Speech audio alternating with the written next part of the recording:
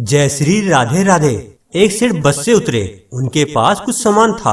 आसपास नजर दौड़ाई तो उन्हें एक मजदूर दिखाई दिया। सेठ ने आवाज देकर उसे बुलाकर कहा, अमुक स्थान तक इस सामान को ले जाने के कितने पैसे लोगे? मजदूर ने कहा, आपकी मर्जी, जो देना हो दे देना, लेकिन मेरी एक शर्त है कि जब मैं सामान लेकर चलूं तो रास्ते में या तो मेरी सुनना या आप सुनाना। सेठ ने उसे डांटकर भगा दिया और अन्य किसी मजदूर को देखने लगा, लेकिन उसे कोई दूसरा मजदूर नहीं मिला। तो मजबूरी में सेठ ने उसी मजदूर को बुलाया। मजदूर दौड़कर आया और बोला, मेरी शर्त आपको मंजूर है? सेठ ने स्वार्थ के कारण हाँ कर दी। सेठ का मकान लगभग 500 मीटर की दूरी पर था। मजदूर सामान उठाकर सेठ के साथ चल दिया और बोला, सेठ जी, आप कुछ सुनाओगे या मैं सुनाऊं? सेठ ने कह दिया कि तू ही सुना। मजदूर ने खुश होकर कहा, जो कुछ मैं बोलूं उसे ध्यान से सुनना। यह कहते हुए मजदूर पूरे रास्ते बोलता गया और दोनों मकान तक पहुंच गए। मजदूर ने बरामदे में सामान रख दिया। सेठ ने जो पैसे दिए ले लिए और सेठ से बोला, सेठ जी, मेरी बात आपने ध्यान से सुनी या नहीं? सेठ ने कहा, मैंने तेरी बात नहीं सुनी, मुझे तो अपना काम निकालना था। मजदूर बोला, सेठ जी, आपने जीवन की बहुत बड़ी गलती कर दी। कल ठीक 7 बजे आपकी मौत होने वाली है। सेठ को गुस्सा आया और सेठ बोला, तेरी बकवास बहुत सुन ली, जा रहा है या तेरी पिटाई करूं? मजदूर बोला, मारो या छोड़ दो, कल शाम को आपकी मौत होनी है, अभी मेरी बात ध्यान से सुन लो। अब सेठ थोड़ा गंभीर हुआ और बोला, सभी को मरना है, अगर मेरी मौत कल शाम होनी है तो होगी, इसमें मैं क्या कर सकता हूँ? मजदूर बोला, तभी तो कह रहा हूँ कि अब भी मेरी बात ध्यान से सुन लो।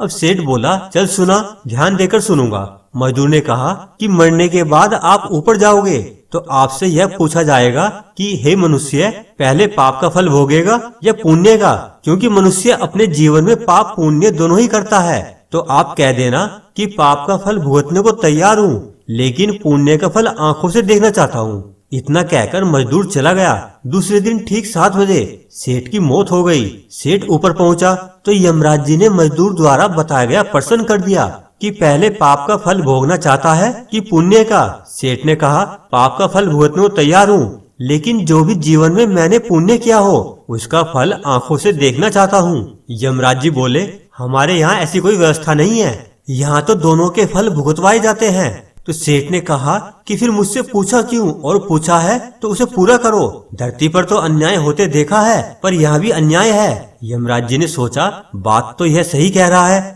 इससे पूछकर तो बड़े बुरे फंसे। मेरे पास तो ऐसी कोई शक्ति ही नहीं है जिससे इस जीव की इच्छा पूरी हो जाए।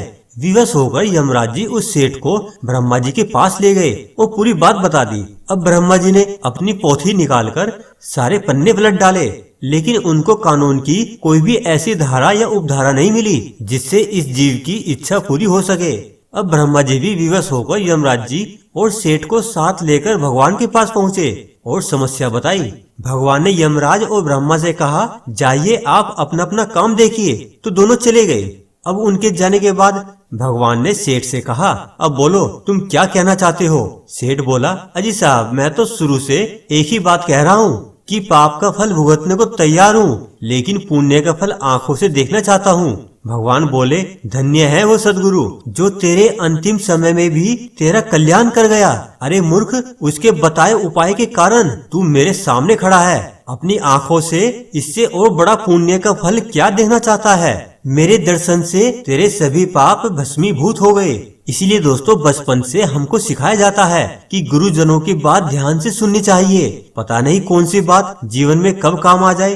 तो इस प्रकार से यहाँ यह कहानी पूर्ण होती है। आशा करते हैं कि आपको यह वीडियो पसंद आई है तो वीडियो को लाइक करें और शेयर करें और चैनल को सब्सक्राइब करके बेल आइकन पर क्लिक कर दीजिएगा। जय श्री राधे राधे।